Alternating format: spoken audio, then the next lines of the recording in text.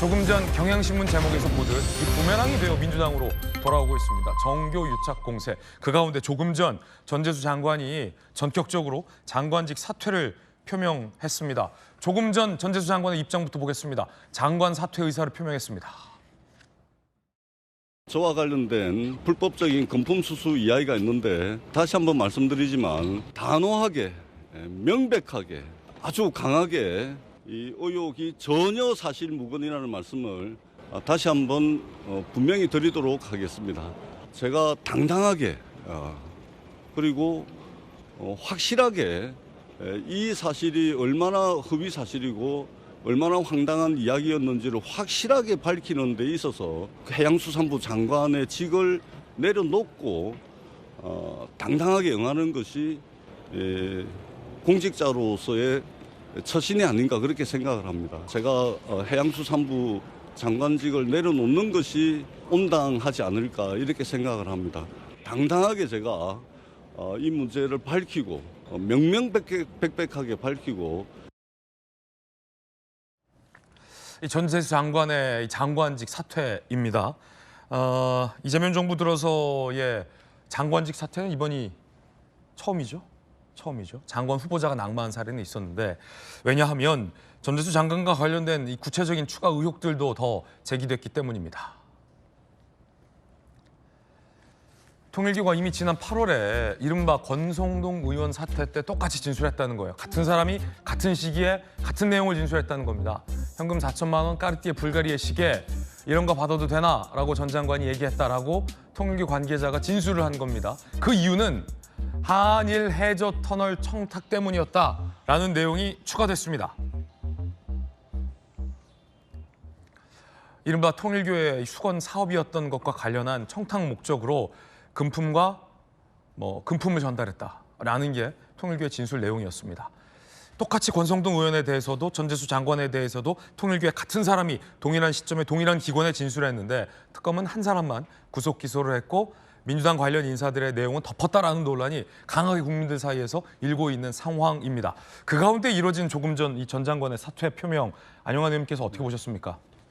일단 사퇴 표명은 잘했습니다. 그건 높이 평가를 합니다. 네. 왜냐하면 사퇴를 하지 않고 현직 장관으로서 조사를 받는다면 당연히 의혹을 가릴 수밖에 없는 것이죠. 그다음에 해수부에 엄청난 영향을 끼치게 됩니다. 직원들에게까지. 그래서 사퇴를 한 것은 잘했다고 보여지고요. 그런데 이제 전재수 장관이 이제 조사를 받으면은 뭐 나올 거라고 생각이 됩니다만은 지금 혐의 내용이 굉장히 구체적이에요. 돈 액수, 무슨 명품 시계까지. 그래서 어떻게 빠져나갈지 모르겠습니다만은 과거 김건희 여사도 뭐 명품백 받고 했을 때 다 처음엔 부인했다가 결국은 뭐 인정을 하지 않았습니까? 뭐 그렇게 될지는 모르겠습니다만은 저는 지금 구체적인 내용 가운데서 한일 해저 터널 이야기까지 나오고 있습니다. 네네. 한일 해저 터널은 70년대부터 통일교에서 강력하게 추진하던 사업입니다. 한일 해저 터널은 사실 일제시대 때 이미 일본이 기획을 했다가 패전으로 끝나니까 포기했다가 70년대 이후에 통일교 측에서 강력하게 추진해서 지금 이제 한 200km 정도 되는데 루트를 A, B, C, D가 루트가 전 그 설계를 본 적이 있어요. 네. A, B, C에서 부산으로 막 가는 방안, 거제도를 통과해서 가는 방안, 이끼섬, 쓰시마섬, 대마도죠. 그다음에 거제도로 가는 방안까지 해서 아주 구체적으로 설계도가 나와 있고 이것에 대해서 이제 비용 대비 편익이 있느냐, 경제성이 있느냐 이 논란이 계속 있어 왔던 겁니다. 그런데 이제 그거에 관련해 가지고 전재수 장관이 부산 출신 국회의원이다 보니까 로비가 있었다 이제 이런 맥락에서 이야기가 나온 것 같습니다. 네네. 어찌됐든 전재수 장관에 대한 조사는 해봐야 될 것 같고요. 저는 이번을 보면서 다시 한번 참 대한민국 정치는 알 수가 없다.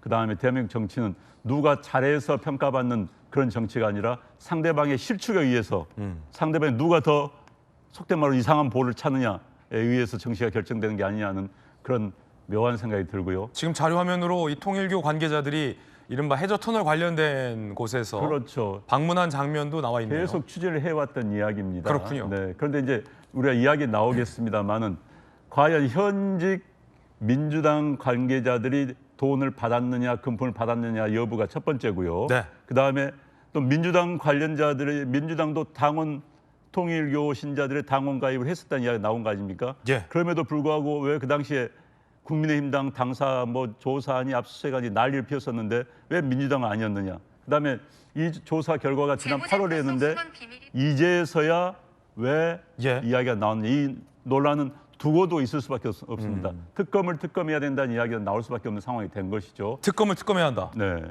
그래서 지금 특검 문제는 굉장히 심각한 상황이 돼버렸습니다. 잠시 후에도 저희가 한번 짚어보겠는데 일단은 이 전재수 장관은 강력하게 해당 의혹을 부인하고 있는 상황이라 의혹 여부에 대해서 단정적으로 말씀드릴 수 없다는 말씀드리겠습니다. 홍익표 대표님, 사실은 뭐 홍 대표님도 저도 전재수 장관을 잘 개인적으로 아는 사이라 전 장관뿐 아니라 지켜보는 많은 분들도 굉장히 좀 당혹스러운 그런 상황 같아요. 어떻게 보십니까? 네, 말씀하신 대로 뭐 일단 의혹이 제기된 상태고 네네. 뭐 수사를 받고 이제 결백을 증명할 수밖에 없는 상황인데 그렇군요. 개인적으로 되게 안타깝습니다. 그 정치권 내에서 굉장히 좋은 정치인이었고 또 비교적 여야 간의 평가가 좋은 그 여야를 가리지 않고 평가가 좋은 정치인이었고 그 최근에 해수부 장관 역할도 비교적 부처 내에서도 평가가 아주 좋았어요. 예. 제가 알기에는 그런 측면에서 이런 그 과거에 어떤 일이 또 발목이 잡혀서 그 장관직을 내려놓는 일이 있었는데요. 몇 가지 좀 아쉬운 점은 있습니다. 이 과정에서 예. 특검에 대한 얘기를 안 할 수가 없는데요.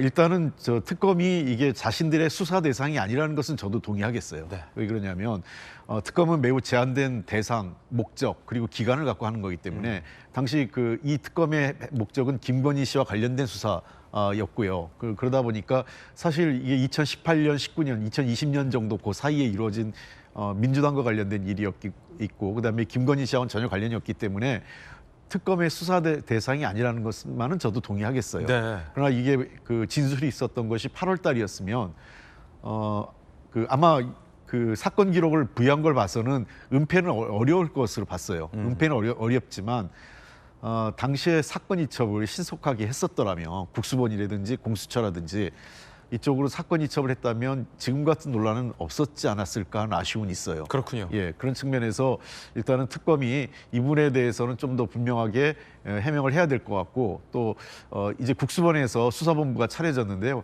관련돼서 엄정하게 수사해서 진실 여부가 밝혀졌으면 좋겠다 생각을 합니다. 네. 저 해저 터널과 관련돼서는 제가 기억이 나는데 당시 그 당의 수석 대변인이었고 이게 처음에 정치권에 논란이 붙은 건 당시 김종인 비대위원장인가요? 그 국민의힘 계열 그 정당에서 김종인 위원장이 이 문제를 말씀을 하셨어요. 그래서 우리 당은 전체적으로 부산 의원도 그렇고 저도 그렇고 반대 입장을 냈었습니다. 왜냐하면 일본의 입장은 섬나라고 우리나라는 그래도 대륙에 붙어 있는 나라에 있는데 그거를 육로로 연결했을 경우에 상대적으로 경제적 편익은 일본이 훨씬 더 많은 거 아니냐 이런 얘기가 있어가지고 우리로서는 해저터널 한일 해저터널 연결이 그다지 실익이 크지 않다 이런 입장을 갖고 얘기를 했고 반대를 했기 때문에 해저터널과 관련돼서 그 지금 전재수 장관도 얘기하는 게 당신은 해저터널 반대했다 이런 얘기 네. 하고 있거든요. 그런 측면에서 모르겠습니다. 로비를 했는데 만약에 이 윤영호 씨 주장이 사실이라고 치면 로비를 했음에도 불구하고 금품만 받고 입장을 안 했다는 얘기인지 그런 측면에서는 조금 저는 석연치 않은 부분들이 있기 때문에 잘 수사가 돼서 전재수 장관의 결백이 밝혀졌으면 합니다. 예. 자, 홍익표 대표님의 어떤 개인적인 견해도 전해드렸습니다.